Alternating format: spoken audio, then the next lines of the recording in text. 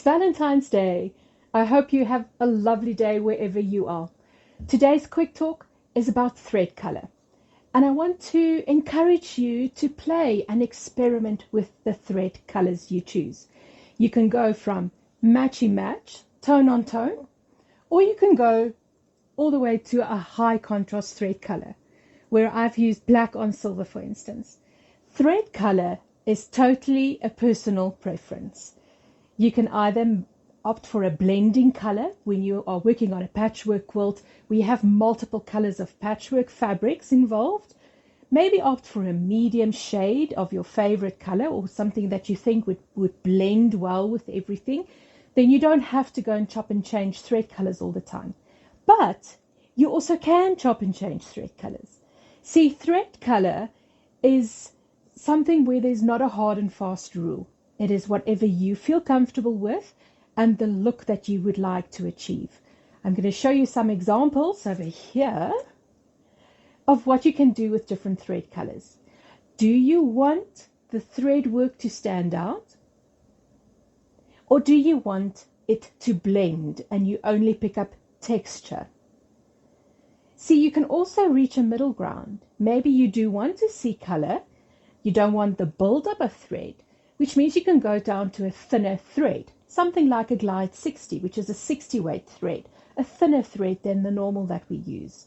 So there you will pick up a hint of color, but not sit with an overwhelming amount of thread build-up. There's also no hard or fast rule whether you use the same color at the bottom of your quilt than you do at the top.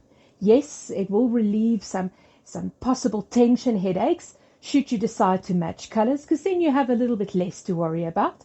But you can also be extremely brave and opt for a total contrasting thread color on the bobbin. I must just warn you, PSA, you have to be brave, because each and every little step and where you took a breath and where you may be stitched for a bit too dense versus the other areas, every stitch shows, and you have to be totally comfortable with that.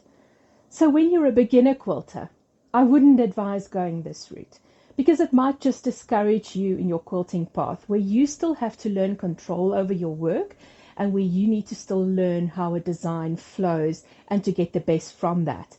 I would suggest you rather than go with a matching thread color or even something like a monofill that's see-through, where you pick up texture and not necessarily a lot of thread work. And then when you ease yourself into a bit of a more comfortable space with your quilting and you start to feel adventurous, by all means, dip your entire foot in the thread color pool and go wild and play and experiment. Who says you can't quilt with black on white fabric? Who says you can't use a neon green thread on a purple quilt?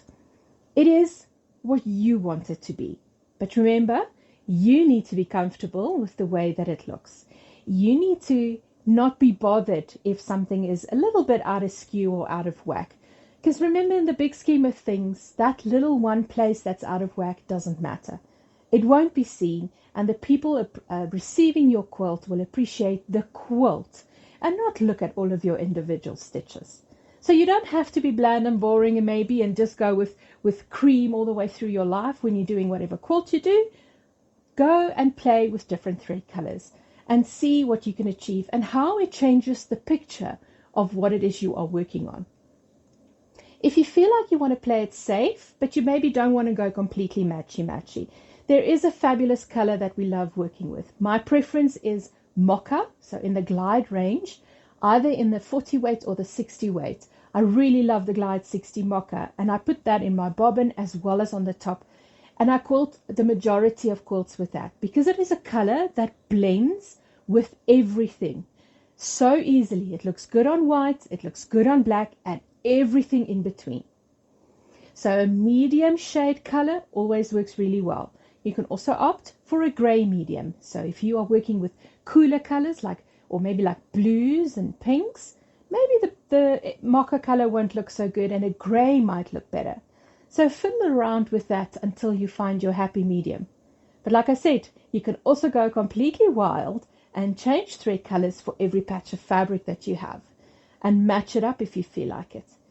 The thing to remember is you can do whatever you want.